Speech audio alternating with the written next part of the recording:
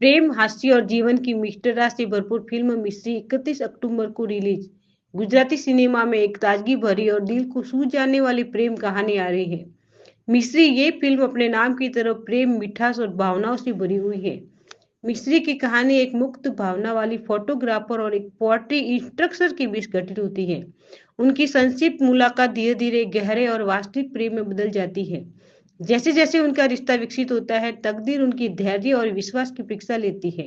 उन्हें यह सीखने को मिलता है कि प्यार केवल एक भावना नहीं बल्कि आत्मसमझ और संबंधों की संवेदनशील यात्रा है। મેં કહ્યું ને કે બહુ જ સુંદર ફિલ્મ છે અને અમને કરતી વખતે મજા આવી એટલે તમને જોવામાં પણ મજા તો આવશે જ.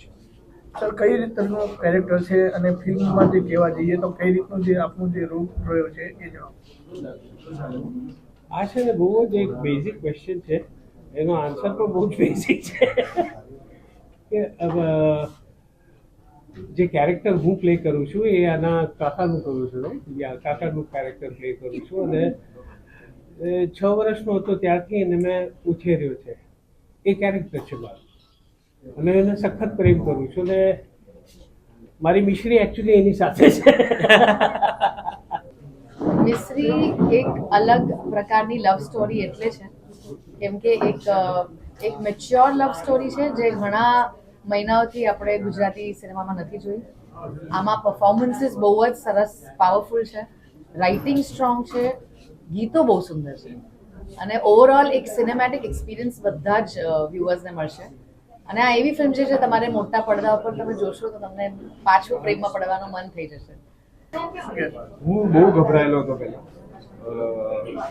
કારણ કે મને એવું હંમેશા લાગતું કે જે વિઝન છે ડિરેક્ટરનું અને જે રીતના એક્ટર્સ છે મારી સાથે તો કદાચ હું ઓછો પડીશ, કારણ કે લવ સ્ટોરીઝ હું ઓછી જોઉં છું લાઈફમાં. યાર હું તો બહુ નાનો છું આ બધું કહેવા માટે, ટુ બી ઓનેસ્ટ, પણ જેમ જોયું આપણે ઘણા બધા લાઈક મીડિયામાં જે આવ્યું હતું અને એના રિપોર્ટ્સ પ્રમાણે જ આવ્યું હતું કે ભાઈ લાસ્ટ યર જ હજુ વર્ષ પત્યું નથી અને આપણે ફિલ્મોએ જે ગ્રોસ છે એ 100 કરોડ પાર કરી દીધું, જે બહુ બધી રિજનલ ઇન્ડસ્ટ્રી કરતાં વધારે સારું છે.